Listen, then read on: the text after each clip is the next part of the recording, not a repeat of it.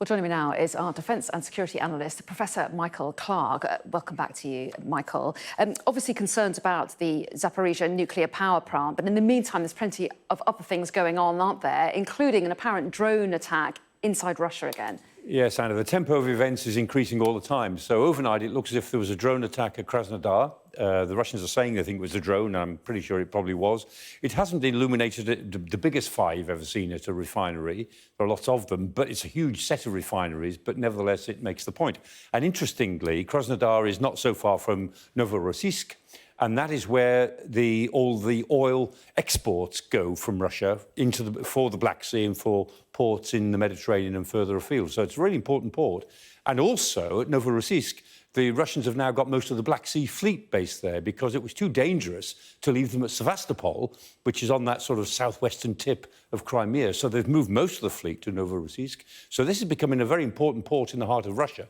And even to hit, a few miles away, the refineries is picking away at Russia's infrastructure, and it's making the point to the Russians. And at the very least, even though this is, as I say, it's not a major fight, it was put out pretty quickly, but it makes the Russians have to bring some resources back to defend these facilities for the future.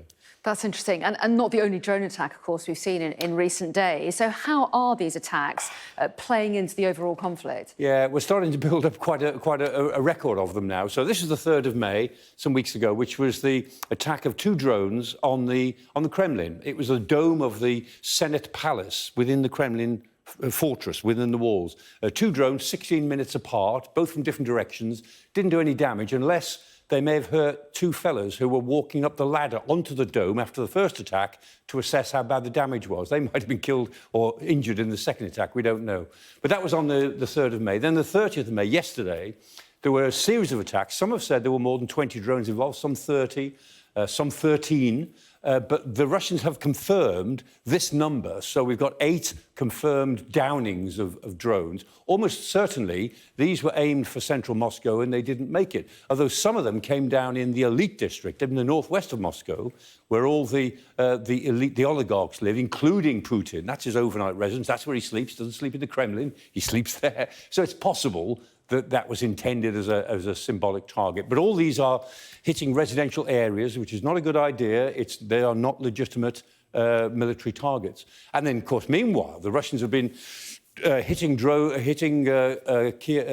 and other cities in Ukraine with drones repeately.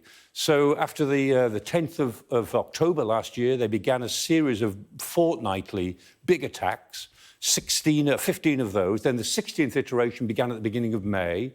And then they went to attacks every 48 hours pretty well.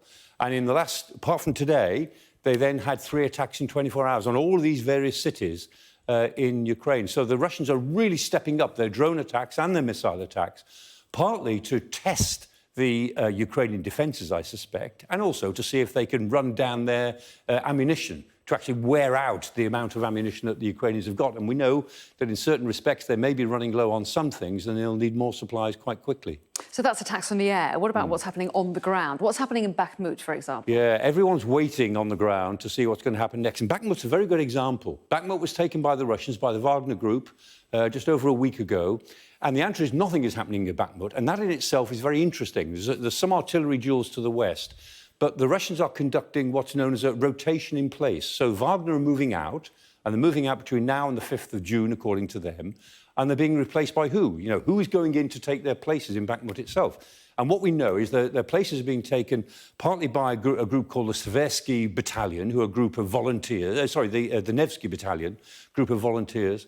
Another group called the First Wolves, and they are a group of sabotage specialists. And then some of the militias from the Donetsk People's Republic, who are not renowned for their military capability. So when we see the units that seem to be going in to take over from Wagner, they're not very good. They're not really big frontline units. And that tells me, or indicates to me, that the Russians don't expect to be attacked in Bakhmut because there's no strategic value. It never had strategic value. They fought for a year over it symbolically, but they don't think that the Ukrainians will attack them. And I don't think the Ukrainians will attack them there either, because it won't do them any good. All the strategic areas are north and south of Bakhmut, and that's where we might expect to see some movement. So what we're seeing now, in these days before this offensive begins, don't know how long it will take, but we're into the final days before the offensive, I'm fairly convinced. We're seeing Russian commanders make their decisions. They're placing their forces where they think they'll be needed and bringing their reserves to the areas where they think they'll have to be. And I keep saying it's a bit like a roulette wheel. The wheel has been turning now. Somebody's spun the wheel and the pea is bouncing around. So now's the time to place your bets. Put your units where you think they will do the most good, and when the wheel stops turning, we'll find out. We will. And you think that stays away?